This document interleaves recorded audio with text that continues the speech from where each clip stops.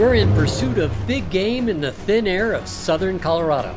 This was my son's first chance to get after a bull elk as two hunters chase free-range elk and mule deer at 12,000 feet.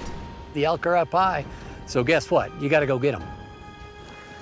Got a good bull there, yep. The monarch of the mountain, exactly the kind of animal you want to take. Let's go ahead and take him. Two late-season hunts at the top of the Rockies in this Sporting Classics. Some adventures are found at the crossroads of epic and unforgettable, and they're best enjoyed with a close friend, a companion who cherishes the sporting life just as much as you do. It's someone who knows the magic contained in the simple phrase, opening day, and who understands that the words hunter and conservationist are one and the same, for we've been giving back for generations. And sharing the outdoors with someone who celebrates the history, the art, and the romance of this way of life makes for a friendship to last the ages. One where the sound of a snickering horse, the crackling of a mountain campfire, the whiff of gunpowder will transport you to that same stirring part of the soul. Welcome to Sporting Classics. That old trusted friend who shares your love of adventure and reminds you of the greatest days of your life.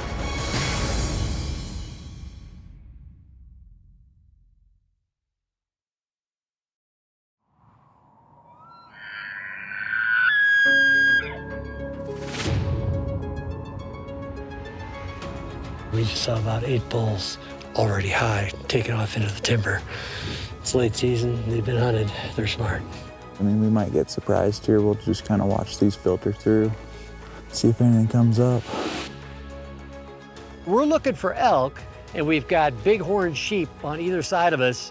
Weather's been so mild, we're looking at some kind of non-traditional spots when we have sheep when we're elk hunting here. When was the last time we went elk hunting in sheep country? To be at 10, 12,000 feet to hunt elk, it's an unusual deal, but they're unusual elk. We're back in southern Colorado in this fantastic 50,000 acre ranch. I mean, this is really one of the great ranches of the West. Timberline Guides and Outfitters has done just such a great job. We've hunted with them multiple times and came here last year, shot at just a fantastic bull, and took a really nice buck as well. So I said, look, I'd love to bring my son back here. We are, meanwhile, back at the ranch. They said, fantastic, let's do it. So to come back to this ranch that already has great memories for me and bring my son who loves the big game hunt, he's a really great shot, bring a friend from Brays Island, Stephen Hicks, he loves the big game hunt as well, and to bring them was quite a gift. So this is Luke. Luke, TJ. TJ's a rock star. Steven here. Steve, good to meet you. Name's TJ. I'm the lead guide here on this ranch, and it was very snowy, cold weather last year. This year's been super mild, which is kind of hard for the hunting this time of year. That's why we're at such high elevation on this hunt. Normally you would have snow this high, the elk would be pushed down, but with very little snow, wide open slopes and plenty of grass, the elk are up high. So guess what? You gotta go get them.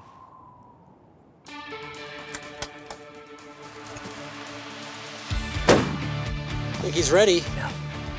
Luke's done a lot of hunting. I mean, make no mistake, but Luke had never taken a bull elk. He's taken cows, but never a bull. This was his first chance to get after a bull elk, and what amazing venue to do that in. Good hit, good hit. Chamber on one. Hunting with my dad has probably been one of my favorite things to do in all time. He's brought me all over. He'll bring me anywhere and give me a really great time that I can pass on to hopefully my kids. You little monkey, well done.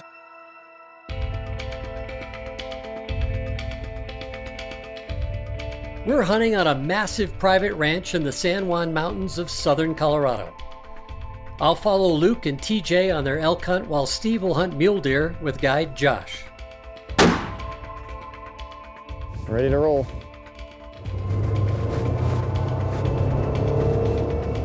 Sounds like a spot and stalk afternoon to me. This place is so huge, the only way to get around are the side-by-sides.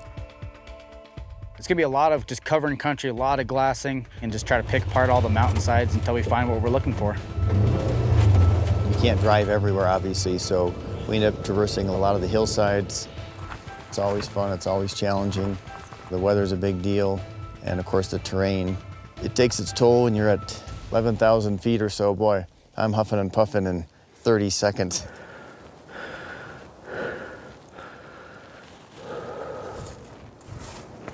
Deer hunting's a passion for sure.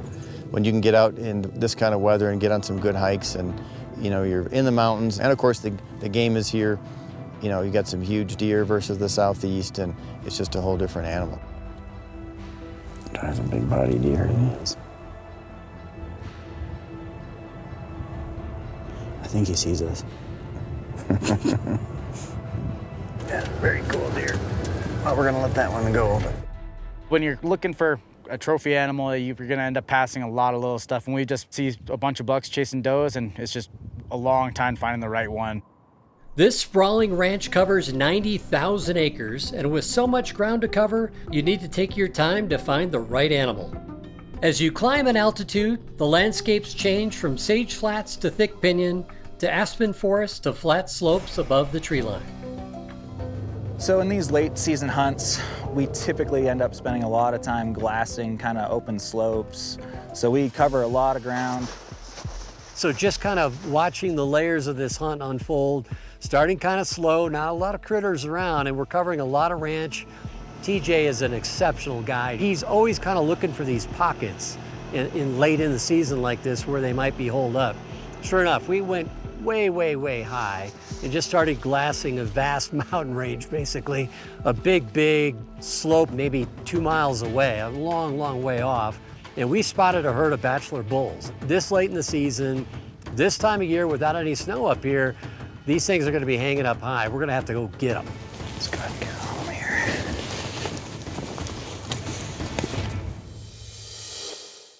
Sporting Classics is brought to you by Winchester, the American legend. Winchester Repeating Arms. Walther, it's your duty to be ready. Silencer Central, silence delivered. Boomerex Air Guns, the year of the air gun hunter. Right on, see the difference. And by C-Run Cases, handmade and travel tough.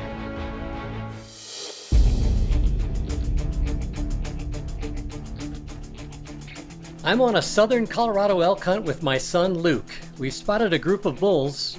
The only problem is they're over 2 miles away and we're above 10,000 feet.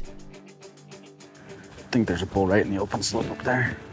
I mean, we'd have to do some hiking, but I might hike for what I'm seeing. Let's roll. This ranch is unbelievably large. We had a good idea that they were gonna be here, and it's like about a 1.5 mile hike over 3 ridges. I'm just here as a cheerleader. I just love sharing the hunt and the chance to take my son and spend time with him. This was his first chance to get after a bull elk. Let's go ahead and get home here. Think about that bull on the left. Can't really get a good look at him yet. Good nose. We're gonna be right at about like 320. You feel good like that? Okay. Let's just kind of give him a little bit of time, see what he looks like. We wanted to make a play on him, but we just didn't have the time or the weather conditions when we first saw him. We kind of came into this hunt cautiously optimistic. It's amazing how weather and cold fronts can actually change animals' patterns. Last year I was hunting elk at the same ranch with TJ, and we had our eyes on a massive bull that kept giving us the slip. Midway through the hunt, a snowstorm blew through and the fresh tracks gave us the edge. Hee-haw! From day one, we were seeing lots and lots of bulls, and yet we weren't finding the big guys. And we weren't just hunting any elk, we were hunting one specific giant that had eluded TJ all season long.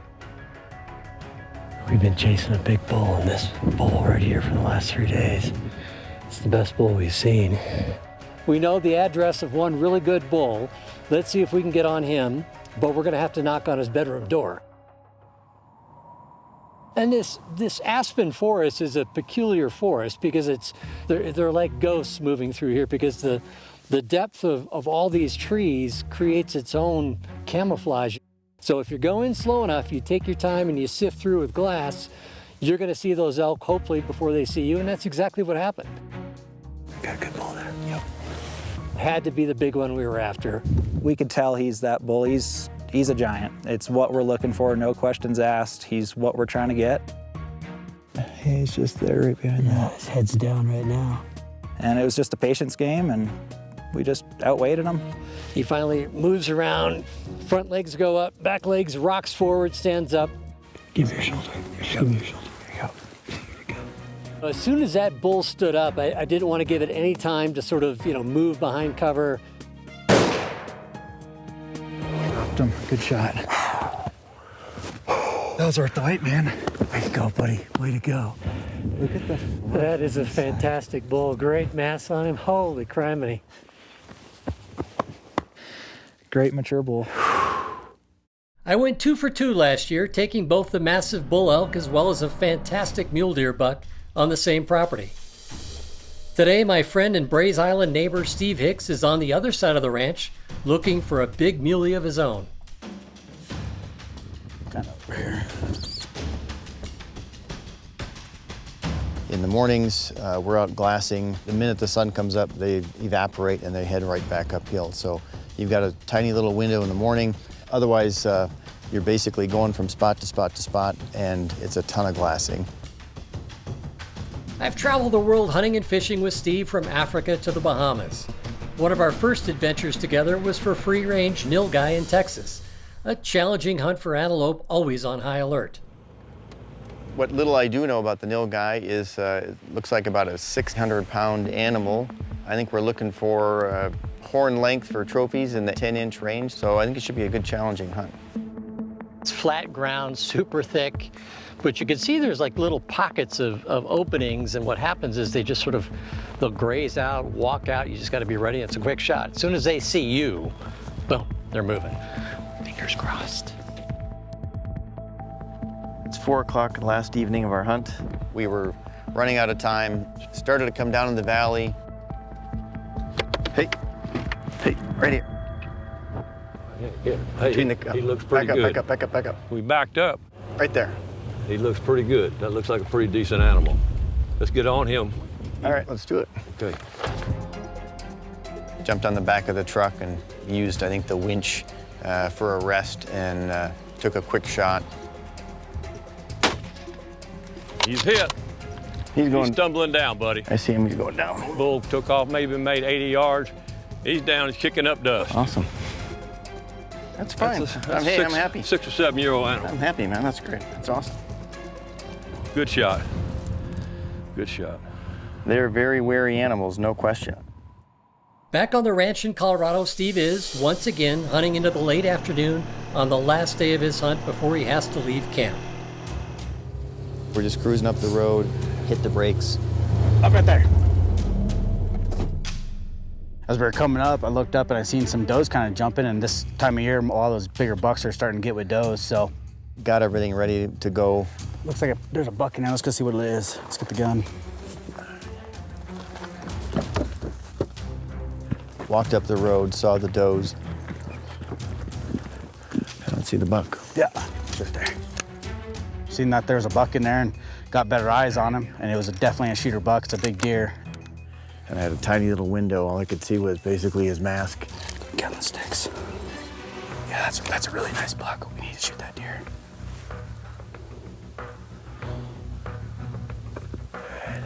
There's a one doe right in front of him. As soon as she clears, let's go ahead and take him. I waited for the doe to move out of the way, and I wasn't going to give him much time simply because if he just turned and went 5 feet, it'd be gone. Okay, she's coming out of the way. When he's turned, if you got a clear shot, go ahead and take it. There we go.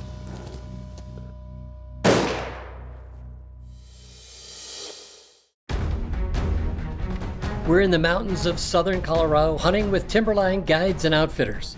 My friend Steve Hicks just found a big mule deer buck chasing a few does in heavy cover. There's a one doe right in front of him. As soon as she clears, let's go ahead and take him.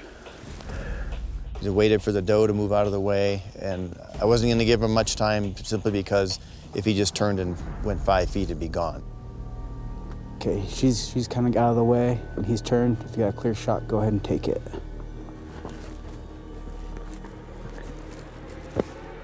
There we go. Hammered him. Pretty nice buck. It's better than the one over there. You can see him from here. He's gorgeous. I can't wait to get up there and get my hands on him. Good shot, man. Awesome shot. Took the shot, had a frontal. He went right down, clean kill, and it was perfect. And he's a beautiful deer. Just, I mean, that's a solid deer. Yeah, he's got some good mass on him. Yep. God, what a beautiful cake, man. I'm real super happy with him. Boy, look at that. That's an awesome buck. Good fronts, good backs. Yeah, pretty square. Yeah, he's real nice. Yeah. Awesome. Awesome deer. Congratulations, man. That was a great deer.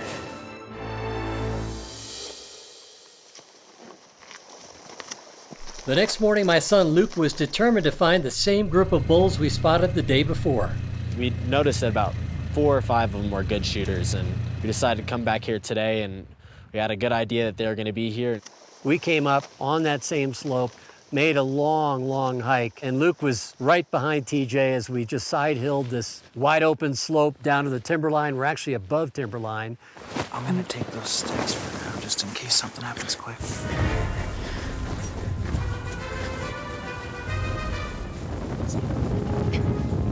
Real good bull.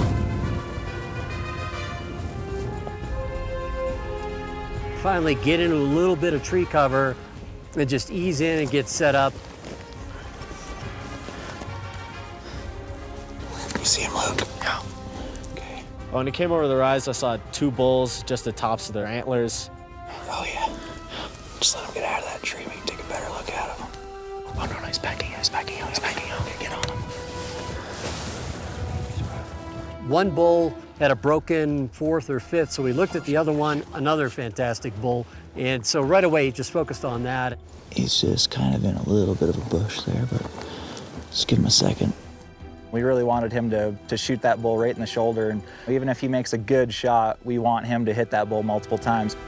These are the toughest animals in North America. You make a good first shot, until that animal's on the ground, keep shooting. Man, he looks good. Yeah. You see him, Luke? Yeah. I can see him, but yeah, I don't have a shot. Okay. Go ahead and get on him. Take your safety off. Okay. Stay on him. As soon as he's broadside, you can take him. Yeah. Let him clear that tree. Yeah. Okay, you got him? Yeah. Okay, whenever you're ready, just go ahead. You ready to take the shot? Yeah. No, he's backing away. Want more big game? Check out Chris Dorsey's newest book, Director's Cut, a 400-page full-color celebration of big game hunting. Each signed copy comes with a 4-hour companion film. Order today. Sporting Classics is brought to you by Winchester, the American legend. Winchester Repeating Arms. Walther, it's your duty to be ready. Silencer Central, silence delivered. Boomerex Air Guns, the year of the air gun hunter. And by Negrini Cases, ultralight, ultra strong, the pinnacle of Italian design and technology. In the thin air of the San Juan Mountains at 12,000 feet, my son Luke is waiting for an enormous bull elk to move into the clear. When I finally got up on these bulls, they were just giant, like bigger than life. We get up on that bull, and I mean, it's heavy. It's an old, just massive bull. He's a 7x7, the monarch of the mountain, exactly the kind of animal you want to take. He's just kind of in a little bit of a bush there, but just give him a second. As soon as he's broadside, you can take him. Yeah. Let him clear that tree. Yeah. Okay, you got him? Yeah. Okay, whenever you're ready, just go ahead. You ready to take the shot? Yeah. No, he's backing away. He's gonna come out right here. He's feeding back to the right to those other bulls. Yeah. As soon as he steps out, you can take him there. Yeah. He needs to take literally one more step. One more step. Yeah. I have a shot. Yeah, get him again. Shoot again. Yeah, right in the shoulder. Drop him. There we go. Yeah, buddy. Man. Luke, man, good work. Luke was able to get on that bull. He made his first shot, which was a great hit.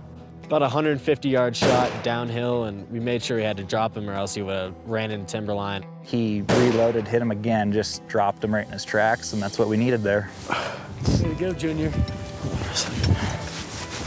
I don't know about you, but can you imagine taking your first bull of all time and having it be a 7x7, 350 class bull?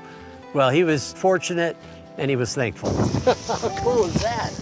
When I walked up to the bull, I didn't really know what I was going to expect. I walked up and it was about twice the size of I ever thought it could be. It was just giant and big, wide, these gold posts of antlers. It was really spectacular. First bull, that is wild. What a cool bull, man. Oh, man. Look at this blading out here. Yeah. Luke, congrats, man. Great work. Thank you. That is awesome. It's definitely the highest bull that we've taken in any rifle season that I can think of, honestly. So we got to be close to 12,000 feet here. We're just shy, I think, 11.9. Have fun hiking his little butt out of here. Luck to the grace of my dad. He's brought me up, he gave me an elk tag, and it was probably the best thing that I could have ever done with him. And when you're done with him, you can carry me back. When it comes to the diversity, the quality, there is no state that's better than Colorado. As a big game hunter, there is no rival. And the chance to take my son and spend time with him in a hunt camp with other friends, I mean, it's heaven. It's just such a welcoming deal. This is a very comfortable but modest camp in a stunning ranch. When you can come in after a cold day, you've busted your hump at 12,000 feet, and as soon as you step into that lodge, there's Chef Mike cooking up a storm. Elk tenderloin medallions. This is not your basic camp food. Is this wizard in the kitchen? I mean, that adds an awful lot to the experience. And to share it with so many friends and family, does it get any better? I don't think so.